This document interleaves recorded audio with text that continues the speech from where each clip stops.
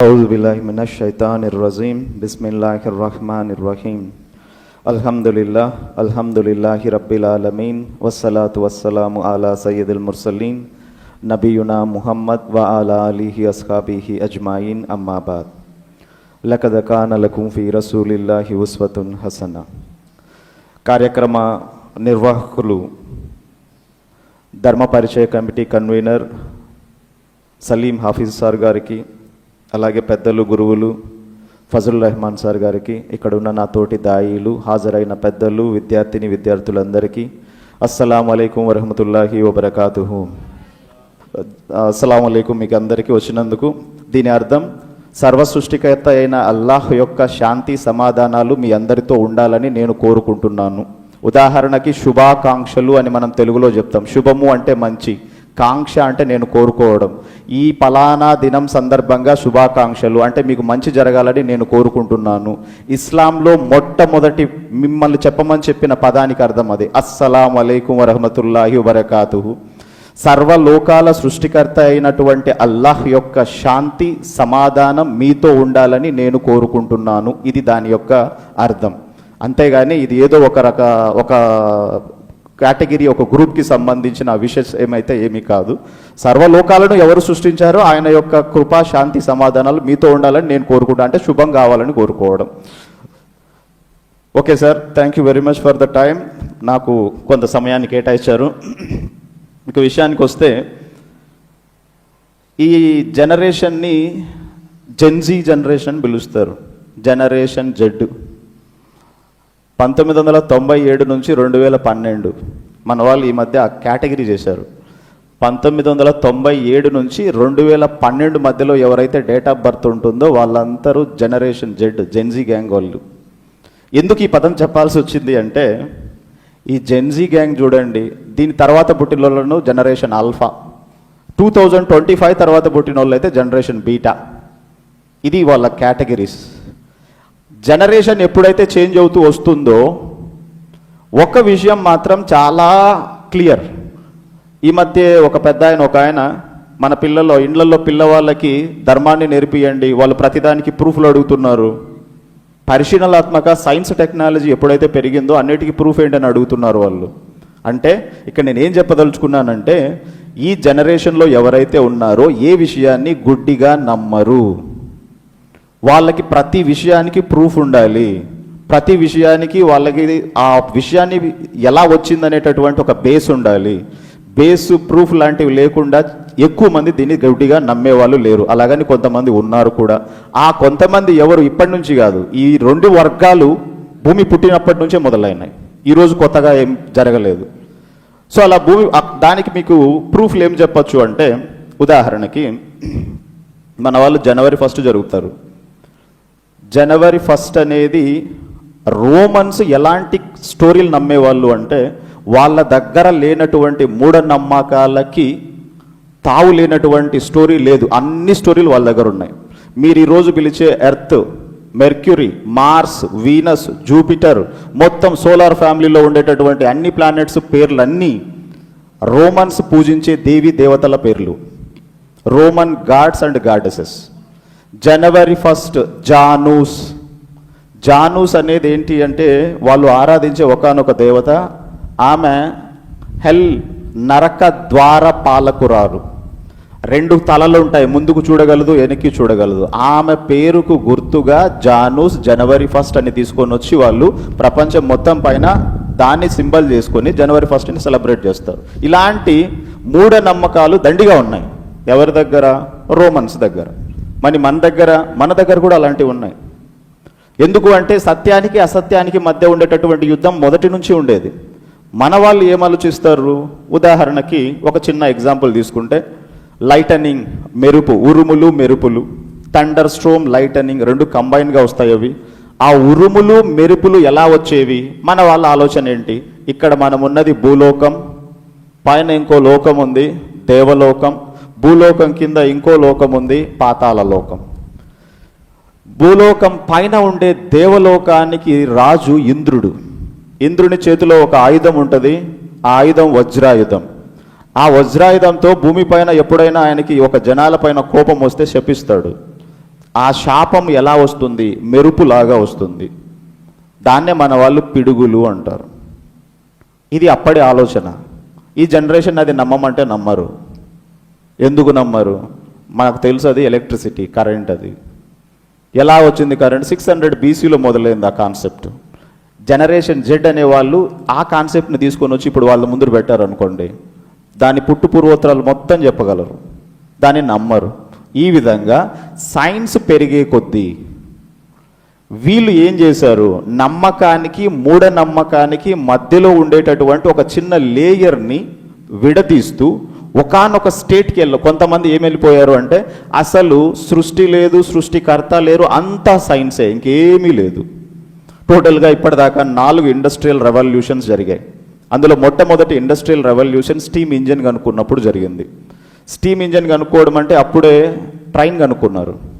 ఒక్కసారి ట్రైన్ కనుక్కున్న తర్వాత అప్పటిదాకా క్యామెల్సు, డాంకీసు, అంటే గుర్రాలు, ఇలాంటి వాటివి వెహికల్స్గా ఉండేవి. ఒక్క ట్రైన్ ఎంతమందిని తీసుకెళ్ళగలదు? అప్పుడు ఈ అనిమల్స్ అన్ని స్థానంలో అది రీప్లేస్ అయిపోయింది. ఇది రెవల్యూషన్. దానివల్ల మనుషుల యొక్క జీవన ప్రమాణాలు ఒక ఉత్తమమైన స్థాయికి చాలా లెవెల్లో పెరిగిపోయినాయి. రెండవ ఇండస్ట్రియల్ రెవల్యూషన్ జరిగింది కరెంట్, ఎలక్ట్రిసిటీ కనుక్కున్నప్పుడు. ఇప్పుడు ఒక్కసారి కరెంటు లేదు మన ఇంట్లో ఒక 2 గంటలు అంటే కింద మనకు అర్థం కాదు. ఆ రేంజ్లో మనం కరెంటు పైన డిపెండ్ అయిపోయినాం. ఇదంతా సైన్సే. మూడవ ఇండస్ట్రియల్ రెవల్యూషన్ కంప్యూటర్ కనుక్కున్నప్పుడు జరిగింది. కంప్యూటర్ కనుక్కున్నప్పుడు చార్లెస్ బాబేజ్ కంప్యూటర్ సైజు మొత్తం ఈ మస్జిద్ ఎంత ఉందో అంత ఉండేది. దాంతో ఏం చేయగలిగే వాళ్ళం? 4 operations: addition, subtraction, multiplication, division, square root. ఈ 4 అరిథమెటిక్ ఆపరేషన్సే. అంతకుమించి కంప్యూటర్తో ఏం చేసేవాళ్ళం కాదు. ఈరోజు కంప్యూటర్ సైజ్ ఏంటి? ఈరోజు కంప్యూటర్ సైజ్ ఏంటి? చేతిలో కూడా కాదు, మీ వాచ్లో ఉంది. Smart watch computer. అది ఇంత సైజు ఉన్నది ఈ సైజుకి వచ్చింది. 4వ ఇండస్ట్రియల్ రెవల్యూషన్ ఎంటర్ అయిపోయినాం, ఆర్టిఫిషియల్ ఇంటెలిజెన్స్. ఇలాంటి కాలంలో భగవద్గీత గురించి, వేదాల గురించి, బైబుల్ గురించి, ఖురాన్ గురించి, ఉపనిషత్తుల గురించి మాట్లాడితే ఎవరో కొంత నాలెడ్జ్ ఉన్నవాళ్ళు, ఇంట్లో అలాంటి ఒక ఎన్విరాన్మెంట్ ఉన్నవాళ్ళు దాన్ని బేస్ చేసుకొని విని దానిపైన రీసెర్చ్ చేసి ఆలోచించే వాళ్ళు ఉన్నారు. కానీ ఎక్కువ మందిని చాలా ఈజీగా చేయగలిగేది ఏదన్నా ఒక సాధనం ఉందంటే ఈ కాలంలో, ఈ జనరేషన్లో సైన్స్. ఎందుకు? 6వ తరగతి నుంచే సైన్స్ చదువుతున్నారు. 6వ తరగతి నుంచి సైన్స్ చదివేవాడికి వాడికి తెలిసిన సైన్స్ని మనం కొత్తగా చెప్పాలి. అలా చెప్పగలిగే సబ్జెక్ట్ మన దగ్గర ఉంది. ఆ ప్రూఫ్స్ మన దగ్గర ఉన్నాయి. సైన్స్ని నమ్మేవాడు ప్రతివాడు ఆధారాలు అడుగుతాడు, ఆధారాలు ఉన్నాయి. సో ఈ విధంగా మనం వాళ్ళకి కన్వే చేయొచ్చు. ఎలా కన్వే చేయొచ్చు? దేవుడు ఉన్నాడా లేడా నీ సైన్స్ ప్రకారం. సో ఇలా చెప్పడానికి మనకు ఈ టాపిక్ని మన సొసైటీ వాళ్ళు ఈ మొత్తం బైబిలు, భగవద్గీత వీటిలో మన ఇలా జాయిన్ చేయడం జరిగింది. అందులో ఎగ్జిస్టెన్స్ ఆఫ్ గాడ్, దేవుని ఉనికి. నా టాపిక్ ఈరోజు నేను చెప్పదలుచుకున్నది దేవుని ఉనికి, ఎగ్జిస్టెన్స్ ఆఫ్ గాడ్.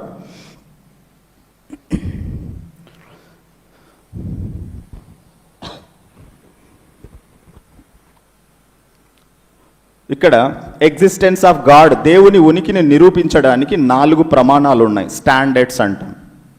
ప్రమాణాలు అంటే ఉదాహరణకి 3 గ్లాసులు అక్కడ వరుసగా పెట్టి 3 గ్లాసుల్లో కలర్లెస్ లిక్విడ్ ఉంది, ఒక దాంట్లో నీరుంది, మిగతా 2 కూడా నీరు లాగానే ఉన్నాయి. వాటిలో ఏది నీరు ఏది నీరు కాదు తేల్చి చెప్పడానికి మన దగ్గర కొన్ని టెస్టులు ఉంటాయి. యాసిడ్ అలాగే ఉంటుంది, బేస్ అలాగే ఉంటుంది. మీరు కెమిస్ట్రీ ల్యాబ్లోకి వెళ్తే ఇవన్నీ అలాగే కల్పిస్తాయి, మొత్తం కలర్లెస్. అక్కడికి వెళ్ళారు అనుకోండి, లిట్మస్ పేపర్స్ అని దొరుకుతాయి, 2 పేపర్లు. దాన్ని అట్లా ముంచి తీస్తే చెప్పేయచ్చు. యాసిడ్ అనుకో, బ్లూ కలర్ పేపర్ రెడ్గా మారుతుంది. బేస్ అనుకోండి, రెడ్ కలర్ పేపర్ బ్లూగా మారుతుంది. అన్నీ వాటర్ లాగే ఉంటాయి. మరి వాటర్ యొక్క లక్షణాలు ఏంటి? Colourless, odourless, tasteless. వాటర్కి కలర్ ఉండదు, ఓడోర్ స్మెల్ ఉండదు, టేస్ట్ ఉండదు. కానీ యాసిడ్ని ముక్కు దగ్గర పెట్టుకుంటే ఆ ఘాటుకి చాలా ఇబ్బంది పడతాం. బేస్ కూడా సేమ్ అలాగే ఉంటుంది. ఇవి లక్షణాలు. ఒక సబ్స్టెన్స్ పలానా అని చెప్పడానికి ఇవి ప్రమాణాలు, లక్షణాలు. అలాగే దేవుడు ఉన్నాడా లేడా, ఉంటే ఎలా ఉంటాడు, అసలు ఉన్నాడు అని చెప్పడానికి ఏది బేస్, స్టాండర్డ్ ఏది, ఎలా చెప్తారు బేస్ దేవుడు ఉన్నాడా లేదా? 4 రకాల స్టాండర్డ్స్ ఉన్నాయి, 1 by 1. First one science. మొదటిది సైన్స్. రెండోది రివిలేషన్, బ్రాకెట్లో దైవవాణి, REVELATION, రివిలేషన్, బ్రాకెట్లో దైవవాణి. మూడవది అబ్జర్వేషన్, బ్రాకెట్లో ప్రత్యక్ష పరిశీలన. సార్ వహీ, రివిలేషన్ రెండోది వహీ అని కూడా. మూడవది అబ్జర్వేషన్, ప్రత్యక్ష పరిశీలన. నాలుగోది మేధస్సు, తర్కం మరియు హేతుబద్ధత, ఇంటలెక్ట్, లాజిక్, రీజనింగ్. నాలుగవది మేధస్సు, తర్కం మరియు హేతుబద్ధత, ఇంటలెక్ట్, లాజిక్, రీజనింగ్. ఈ 4ంటిని బేస్ చేసుకుని దేవుడు ఉన్నాడా లేదా అని చెప్పాలి. అందులో మొదటిది సైన్స్. ఒక్క నిమిషం సైన్స్ని పక్కన పెడదాం. రెవిలేషన్. 2 రకాల కేటగిరీస్ ఆఫ్ పీపుల్లో దేవుడు లేరు అని నమ్మేవాళ్ళు వహీ ఉందని నమ్మరు. వాళ్ళు దాంతో డిస్కస్ చేయడానికి, మాట్లాడడానికి ఇష్టపడరు. మీరు ఎన్నన్నా చెప్పండి, ఏమన్నా చెప్పండి, వాళ్ళు దాంతో ఆ డిస్కషన్కి రావడానికి వాళ్ళు సుముఖత చూపరు, ఇష్టపడరు వాళ్ళు. కాబట్టి రివిలేషన్ కొంచెం సైడ్ జరిపేయండి. అబ్జర్వేషన్, ప్రత్యక్ష పరిశీలన. అయా ఈ యూనివర్స్ చూడండి, అవి చూడండి, ఇది చూడండి అంటే మళ్ళీ అటు తిరిగి ఇటు తిరిగి ఆ యూనివర్స్ పలానా వల్ల ఫామ్ అయింది సైన్స్ కాడికి తీసుకెళ్తారు. ప్రత్యక్ష పరిశీలనను బేస్ చేసుకుని కూడా మనం ఉందా లేదా కన్క్లూజన్ తీసుకురాలేము. మూడవది అబ్జర్వేషన్. నాలుగవది మేధస్సు, తర్కం మరియు హేతుబద్ధత. దీన్ని బేస్ చేసుకొని మాత్రమే దేవుడు ఉన్నాడు అనడానికి ఆలోచించి చెప్పచ్చు, దేవుడు లేడు అన్నదానికి కూడా ప్రూఫ్ చెప్పచ్చు. కేవలం 4వది. మరి ఇప్పటిదాకా మన టాపిక్ ఏంటి? ఫస్ట్ది కదా, సైన్స్. దాని గురించి ఏం చెప్తారు సార్? అసలు యాక్చువల్గా సైన్స్ దగ్గరికి వద్దాం. ఇప్పటిదాకా ఎవరైతే మేము దేవుణ్ణి నమ్మము, సైన్స్ని మాత్రమే నమ్ముతాము అని అనేవాళ్ళు సైన్స్తో దేవుడు ఉన్నాడని ప్రూవ్ చేయలేరు, దేవుడు లేడని కూడా ప్రూవ్ చేయలేరు. ఎలాగా? నేను ఈ స్క్రూ ఓపెన్ చేయాలి. స్క్రూ ఓపెన్ చేయాలంటే స్క్రూ డ్రైవర్ కావాలి. నా దగ్గర స్పానర్ ఉంది. It is not possible to open the screw with the help of spanner. Science కూడా అంతే. సైన్స్ని తీసుకెళ్ళి ఎగ్జిస్టెన్స్ ఆఫ్ క్రియేటర్, దేవుడు ఉన్నాడా లేడా చెక్ చేయడం అని చెప్తే చేయలేరు దాంతో. ఎందుకు అలా చేయలేరు? Science completely depends upon empirical evidence. ఉదాహరణకి సైన్స్ అనేది ఎలా పనిచేస్తుంది? చెట్లకి నీళ్లు పోస్తే చెట్లు పెరుగుతాయి, చెట్లకి నీళ్లు పోయకపోతే చనిపోతాయి. కొంచెం సేపు ఒక్కసారి ఆలోచించుకుందాం. మనకి ఏ సైన్స్ తెలియదు. ఇప్పుడే మనం అలా ఒక రోడ్డు పైకి వెళ్ళాం, చెట్టు కనిపించింది, దానికి నీళ్లు పోస్తే పెరుగుతుందా, నీళ్లు లేకపోతే చచ్చిపోతుందా, ఇవన్నీ తెలియదు మనకు. కానీ దాన్ని కనుక్కోవాలి. దాన్ని కనుక్కోవడానికి ఈ స్టెప్స్ అన్నీ ఉన్నాయి. ఫస్ట్ వినండి మా, మళ్ళీ రాసుకోవచ్చు. ఫస్ట్ది అబ్జర్వేషన్. చెట్టు వాటర్ ఉంటే పెరుగుతుందా లేదా చచ్చిపోతుందా ఫస్ట్ గమనించాలా. ఇట్ టేక్ సమ్ మంత్స్, కొన్నిసార్లు సంవత్సరాలు కూడా పడుతుంది. తర్వాత క్వశ్చన్. ఇలా అబ్జర్వ్ చేస్తే ఒక ట్రీ ఏమో చాలా బాగా పెరిగింది, ఒకటి పెరగట్లేదు. డౌట్ వచ్చింది, ఎందుకు ఇది పెరిగింది ఇది పెరగట్లేదు, క్వశ్చనింగ్. మూడోది హైపోథిసిస్. రెండిటిని బేస్ చేసుకొని మనము ఒక ఊహలేకి రావచ్చు. హైపోథిసిస్, అది నిజము కావచ్చు, అబద్ధం కావచ్చు. నాకు అనిపించింది ఈ చెట్టు బాగా పెరిగింది, ఇక్కడ రాళ్ళు ఉన్నాయి, రాళ్ళు ఏమన్నా ఫుడ్ ప్రొవైడ్ చేస్తుందేమో అని అనిపించింది. ఇక్కడ రాళ్ళు లేవు, మట్టి ఉంది, లేదా అక్కడ మట్టి లేదు, ఇంకొక నేల ఉంది, ఇక్కడ పలానా ఉంది, అది నాకు అనిపించింది. అనిపించినవన్నిటినీ హైపోథిసిస్ అంటాం. తర్వాత ఎక్స్పెరిమెంట్. అప్పుడు నేనేం చేయాలి? 2 పాటెడ్ ప్లాంట్, ఇటొక కుండలో ఉన్న చెట్టు, ఇక్కడ ఒక కుండలో ఉన్న చెట్టు, 2 తీసుకొని వచ్చి కొన్ని ఎక్స్పెరిమెంట్లు చేయాలి. ఒకదానికి వాటర్ పోయాలా, ఒకదాన్ని వదిలేయాలి. ఇలా ఎక్స్పెరిమెంట్ చేసిన తర్వాత నాకు అర్థమైంది ఏంటంటే డేటా కలెక్షన్. ఎక్స్పెరిమెంట్ అయిపోయింది, 1 month, 2 months, 3 months. ఒకటేమో వాటర్ సఫిషియెంట్గా పోస్తున్నాను, ఒకటి వాటర్ పోయట్లేదు. ఏది వాటర్ ఇస్తున్నానో అది బాగా పెరిగింది, ఇవ్వనిది పెరగలేదు. ఆ డేటా కలెక్ట్ చేశా.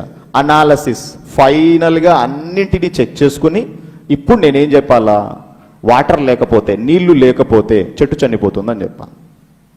లేదు అలాంటిది ఇంకొకటి చూద్దాం. యాపిల్ గురించి చాలా ఎక్కువసార్లు మాట్లాడుతూ ఉంటాం. యాపిల్ గుర్తొస్తానే ఎవరు గుర్తు రావాలా? న్యూటన్ గుర్తొస్తాడు. మా పిల్లలు అప్పుడప్పుడు వాళ్ళు తిట్టుకుంటూ ఉంటారు న్యూటన్ని.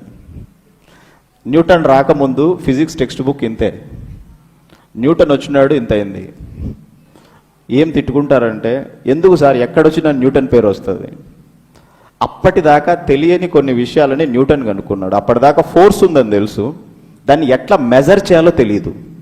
F=ma ఇది ఎప్పుడు కనుక్కున్నాడో మొత్తం అన్ని బ్రాంచెస్లో దీన్ని యూజ్ చేయడం వల్ల ట్రమెండస్గా ఫిజిక్స్ పెరిగింది. అదేదో జోక్గా అంటారు కానీ ఆయన యొక్క వాల్యూడ్ ఎక్స్పెరిమెంట్స్ అనేవి సైన్స్ ఇంత డెవలప్ అవ్వడానికి చాలా హెల్ప్ అయినాయి. సో న్యూటన్ ఏం చేశాడు, ఫస్ట్ యాపిల్ చెట్టు కింద ఉన్నాడు, యాపిల్ కింద పడింది. First observation. రెండోది, యాపిల్ కింద ఎందుకు పడింది, పైకి పోయి ఉండొచ్చు కదా, క్వశ్చన్. మూడోది హైపోథిసిస్, ఎర్త్ దీన్ని లాగిందా, లేదా ఎర్త్ పైన ఉన్నటువంటి ఏదైనా రీజన్ ఉందా, లేదంటే మూన్కి ఎర్త్కి మధ్యలో ఏమన్నా స్పేస్లో గ్యాప్లో ఏమన్నా ఉందా, రకరకాలు అతనికి ఎన్నెన్ని ఆలోచనలు వస్తాయి, అన్ని హైపోథసిస్. తర్వాత ఎక్స్పెరిమెంట్ చేశారు, పైకి తీసుకెళ్ళి చిన్న ఆబ్జెక్ట్ని, పెద్ద ఆబ్జెక్ట్ని, రకరకాల ఆబ్జెక్టులన్నిటిని వదిలి, రకరకాల ప్లేసెస్ నుంచి వదిలి అన్ని చెక్ చేశాడు. చెక్ చేసి అర్తే దాన్ని లాగుతుందని చెప్పి ఏకంగా ఒక ఫార్ములా కూడా కనుక్కున్నాడు. F=gmm/r². Data collection, analysis. ఫైనల్గా ఏం చెప్పాడు తెలుసా, యాపిల్ కిందికి లాగింది ఎవరు అంటే ఎర్త్, దానికి రీజన్ ఫోర్స్ ఉంది, ఆ ఫోర్స్ పేరు గ్రావిటేషనల్ ఫోర్స్. సైన్స్లో ఒక్క విషయం కనుక్కోవాలంటే ఇవన్నీ ఫాలో అవ్వాలి. ఏవన్నీ ఫాలో అవ్వాల్సిందే?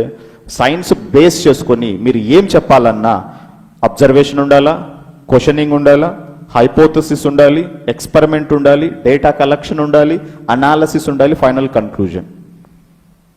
ఇవన్నీ ఉండాలి. ఇవన్నీ ఎవరికి పాసిబుల్? ఫిజికల్ ఆబ్జెక్ట్స్కి పాసిబుల్ ఇవన్నీ. ఫిజికల్ ఆబ్జెక్ట్స్ అంటే వేటిని అంటారు? మీరు వేటిని చూడగలరు, వేటిని గమనించగలరు, వేటితో పని చేయగలరు, అవన్నీ physical objects. What we can see, feel, touch. ఏవి చూడగలుగుతున్నాం, ఏవి ఫీల్ అవ్వగలుగుతున్నాం, ఏవి టచ్ అవ్వగలుగుతున్నాం, ఏటిని అబ్జర్వ్ చేయగలుగుతున్నాం, వీటన్నిటిని ఫిజికల్ ఆబ్జెక్ట్స్ అంటాం. మామూలుగా ఫిజిక్స్లో రెండు రకాలు చెప్తారు. ఒకటి ఫిజికల్ క్వాంటిటీ, ఇంకొకటి non physical quantity. Physical quantity a quantity which can be measurable. కొలవగలిగిన ప్రతిదీ ఫిజికల్ క్వాంటిటీనే. లెంత్, మాసు, టైము, టెంపరేచరు, ఇవన్నీ ఫిజికల్ క్వాంటిటీసే. నాన్ ఫిజికల్ క్వాంటిటీస్ ఎమోషన్స్, కోపం, బాధ, వీటన్నిటిని మెజర్ చేయలేం. అవన్నీ non physical quantities. For example నేను ఇలా చెప్తాను, ఒక పాప ఉంది, 2 చాక్లెట్ ఇస్తే ప్రపంచం మొత్తం నా చేతిలో ఉందన్న ఆనందం. ఇంకొక ఆమెకు 2 డబ్బాలు ఎతకపోయండి, ఇంకొకటి లేదా అని అడుగుతుంది. దాని అర్థం ఏంటి? ఆమె హ్యాపీనెస్ని, ఆమె ఫీలింగ్ని ఒక క్వాంటిటీ ప్రకారం ఎంతుందని మెజర్ చేయలేం. కానీ మిగిలిన ఫిజికల్ క్వాంటిటీస్ అయితే ఏవైతే ఉన్నాయో అవి ఎగ్జాక్ట్గా మెజర్ చేయొచ్చు. లెంత్ 4 సెంటీమీటర్, బరువు 10 kg, ఇవన్నీ చెప్పేయచ్చు. ఇలా చెప్పగలిగినవి ఫిజికల్ క్వాంటిటీస్ అవుతాయి. మెజర్ చేయలేనివి ఏమవుతాయి? నాన్ ఫిజికల్ క్వాంటిటీస్ అవుతాయి. మీరు చేసే ఈ ఎక్స్పెరిమెంట్స్ అన్ని దేనికి సంబంధించినవి? ఫిజికల్ క్వాంటిటీస్కి సంబంధించినవి. మరి గాడ్ ఫిజికల్ క్వాంటిటీనా? కాదు. Empirical evidence. ఇప్పుడు మీరు చూస్తున్నవన్నీ ఎంపెరికల్ ఎవిడెన్సే. మరి దేవుడి విషయానికి వస్తే non physical supernatural reality.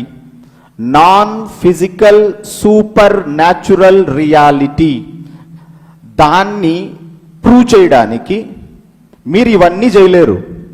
Observation, questioning, hypothesis ఇవన్నీ చేయలేరు. Non physical supernatural reality. దీని అర్థం సింపుల్గా నేను ఇందాక చెప్పాను, స్క్రూ డ్రైవర్తో ఓపెన్ చేయాల్సిన స్క్రూని మీరు దేన్ని తీసుకెళ్తున్నారు? స్పానర్ తీసుకొని చెక్ చేస్తున్నారు. సో దాంతో మీరు సైన్స్తో దేవుడు ఉన్నాడు అని ప్రూవ్ చేయలేరు, అలాగే దేవుడు లేరు అని కూడా ప్రూవ్ చేయలేరు. That is not a testing tool. నేను చెప్పేది కాదు, నేషనల్ సైన్స్ అకాడమీ చెప్పిన విషయం ఇది. National science academy.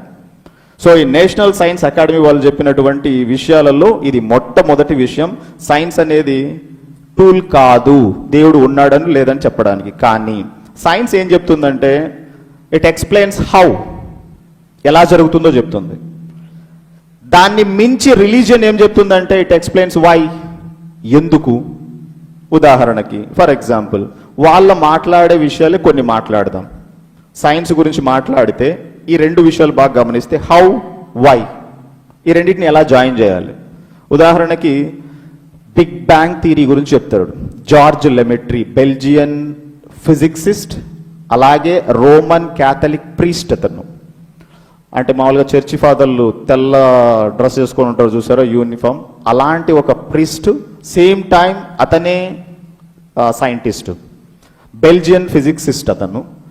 George Lemaître ఇతను ఏం చేశాడు అంటే బిగ్ బ్యాంగ్ థియరీ గురించి ఎక్స్ప్లెయిన్ చేశాడు.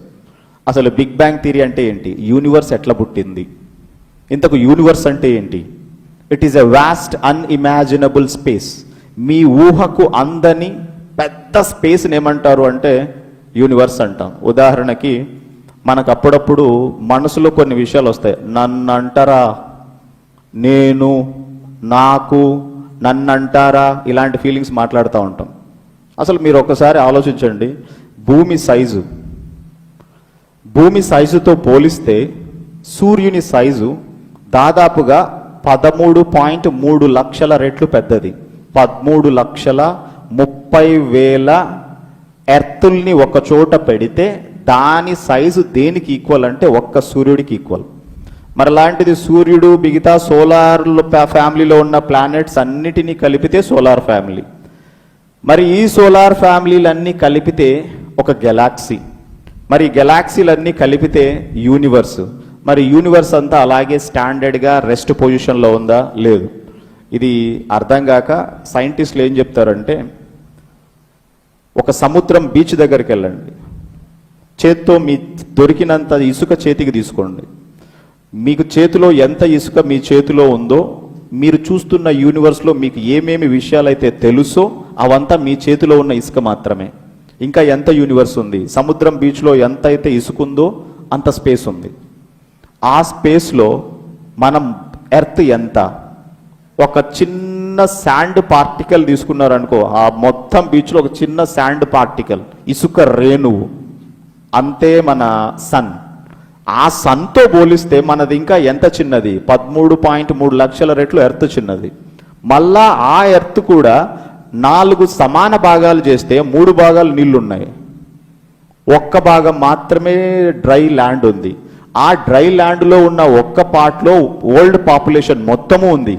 ఆ వరల్డ్ పాపులేషన్లో మనది ఒక కంట్రీ. మనం ఆలోచించుకోవాల్సిందే ఎంత. పోనీ ఇంత యూనివర్స్ ఏమన్నా రెస్ట్లో ఉందా?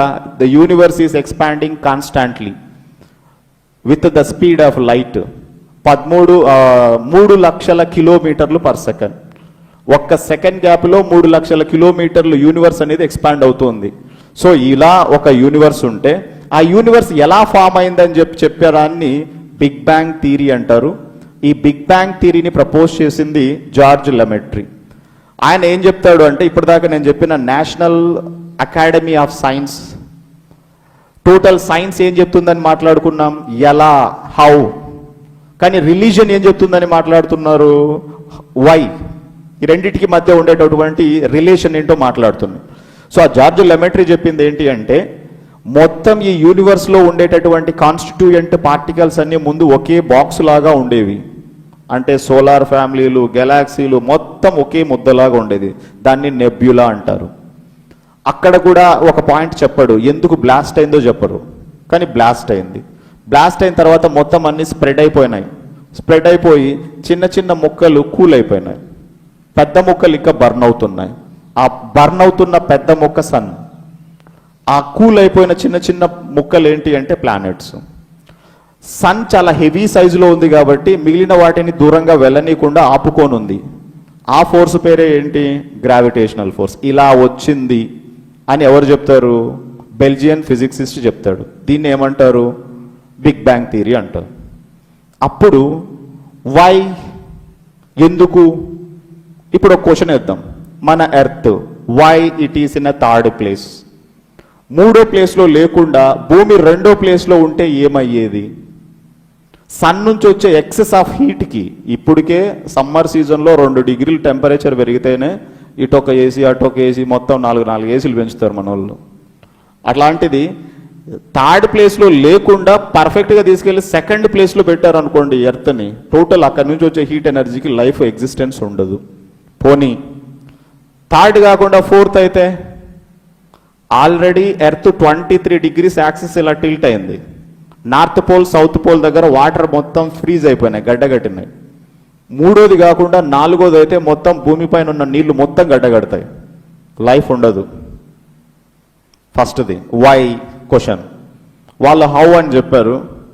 రిలీజియన్ ఏం ఎక్స్ప్లెయిన్ చేస్తుంది? వై, ఇది ఎందుకు ఇలా ఉంది. మేబీ జరిగేటటువంటి ఆప్షన్స్లో జరుగుతున్న వర్క్లలో అది కూడా ఒక తాత్కాలికంగా వచ్చి ఉండొచ్చు, జనరల్గానే మామూలుగానే జరిగి ఉండొచ్చు, వదిలేద్దాం దాన్ని. ఇంకొక రీజన్ తీసుకోండి, రెండవ రీజన్. సో డిస్టెన్స్ని పక్కన పెడితే ఎర్త్ చుట్టూ ఉండేటటువంటి ozone layer ultra violet rays మొత్తాన్ని ఫిల్టర్ చేసి మనకి ఏమేమైతే రేడియేషన్కి అవసరమో దాన్ని మాత్రమే భూమిపైకి వచ్చేటట్టు చేస్తున్నాయి. మరి ఓజోన్ లేయర్ మిగిలిన ప్లానెట్స్ అన్నిటికీ ఉందా? దేనికి లేదు. ఒక్క వీనస్కు ఉంది, కానీ ఎర్త్కున్నంత స్ట్రాంగ్గా దానికి లేదు. అంటే ఓజోన్ లేయర్ ఉండేటటువంటి ఆ అల్ట్రా వైలెట్ రేస్ని ఫిల్టర్ చేయగలిగిన కెపాసిటీ వల్ల మాత్రమే మనం సేఫ్గా ఉన్నాం. అలా కాకుండా డైరెక్ట్గా సన్లైట్ మన పైన పడితే ఓజోన్ లేకుండా దాదాపుగా 70 రకాల క్యాన్సర్లు వస్తాయి, మనిషి బతకడం కష్టం. 2 అయిపోయినాయి.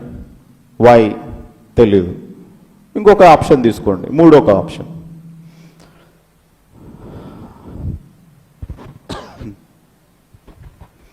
సో ఆ 2 కాకుండా ఇంకొక ఆప్షన్ విషయానికి వచ్చి మాట్లాడితే ఎర్త్ పైన మాత్రమే నీరు 3 స్టేట్లలో దొరుకుతుంది, సాలిడ్, లిక్విడ్, గ్యాస్. ఈ 3 స్టేట్లలో వాటర్ దొరకకపోతే వాటర్ సైకిల్ ఫామ్ అవ్వదు. ఎవాపరేట్ అయ్యి క్లౌడ్గా ఫామ్ అవ్వడం, కండెన్సేషన్ అయ్యి వర్షం పడడం, ఇవన్నీ జరగాలి అంటే 3 స్టేట్లలో ఉండాలి. ఎర్త్ పైన మాత్రమే ఈ ఫెసిలిటీ ఉంది, మిగతా ఏ ప్లానెట్ పైన లేదు. ఆ 3 స్టేట్స్లో దొరుకుతుంది మాత్రమే వాటర్ సైకిల్ ఫామ్ అవుతుంది.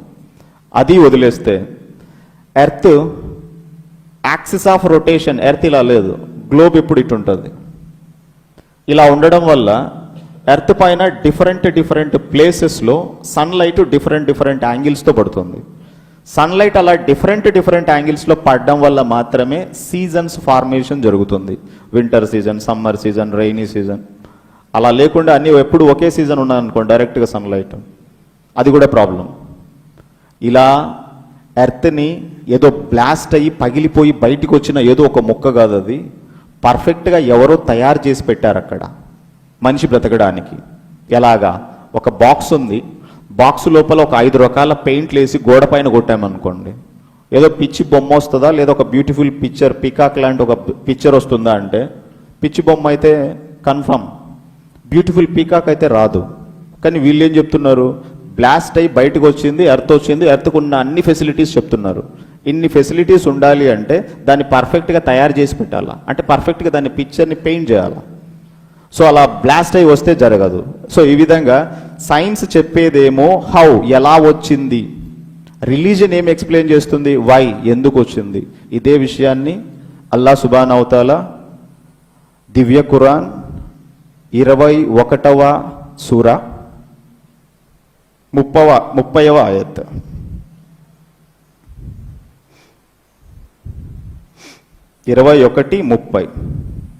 Do not the disbelievers see that the heavens and the earth were joined together, then we split them apart, and we made from water every living thing. మొదటగా ఆకాశము, నేల అంటే భూమి అన్నీ కలిసి ఉండిపోవడం అవిశ్వాసులు చూడడం లేదా? మేమే వాటిని విడదీశాము. అలాగే దివ్య ఖురాన్ 51వ సూర 47వ ఆయత్ని మనం పరిశీలిస్తే, and the heaven we built with strength and indeed we are expanding it. మేము ఏదైతే ఆకాశాన్ని సృష్టించామో దాన్ని ఎక్స్పాండింగ్ అంటే విస్తరిస్తున్నాము. అంటే యూనివర్స్ రెస్ట్ పొజిషన్లో లేదు, కాన్స్టెంట్గా ఆగి లేదు. ఏమవుతుంది? అది స్ప్రెడ్ అవుతూనే ఉంది, ఇలా విస్తరిస్తూనే ఉంది అని చెప్తారు. సో ఈ విధంగా మనము సైన్స్ గురించి మాట్లాడినప్పుడు ఇప్పుడు నేను చెప్పిన 4 స్టాండర్డ్స్లో ఒకటి సైన్స్, రివిలేషన్, అబ్జర్వేషన్, మేధస్సు, తర్కం మరియు హేతుబద్ధత. ఎగ్జిస్టెన్స్ ఆఫ్ గాడ్ని ప్రూవ్ చేయడానికి science is not a tool. Science అనేది టూల్ కాదు. ఎందుకు సైన్స్ టూల్ కాదు? Creator is a non physical supernatural reality. Science only depends upon empirical evidence. అంటే మనం చూస్తూ ఉన్నటువంటి విషయాలపైన అబ్జర్వ్ చేయగలిగిన విషయాలను ఏవైతే ఉన్నాయో వాటిని స్టడీ చేసి చెప్పేది సైన్స్. సైన్స్కి బయట సూపర్ న్యాచురల్ రియాలిటీ. కాబట్టి మనం దేవుడు ఉన్నాడా లేడా అని చెప్పడానికి సైన్స్ని ఎవిడెన్స్గా తీసుకోము. కానీ దేన్ని తీసుకుంటారు అంటే మేధస్సు, తర్కం మరియు హేతుబద్ధత, intellect, logic and reasoning. Science ఎక్కడ స్టాప్ అవుతుందో దాని తర్వాత రిలీజియన్ స్టార్ట్ అవుతుంది. ఏ విషయాన్ని చెప్పడం స్టాప్ చేస్తుందో సైన్స్, ఎందుకు అంటే అది చెప్పేది దేని గురించి మాత్రమే చెప్తుంది, how, and it do not explain why, ఎందుకో చెప్పదు. సో కాబట్టి ఈనాటి విషయం సైన్స్ టూల్ అవుతుందా కాదా అన్న విషయం అర్థమైందనే అనుకుంటున్నాను.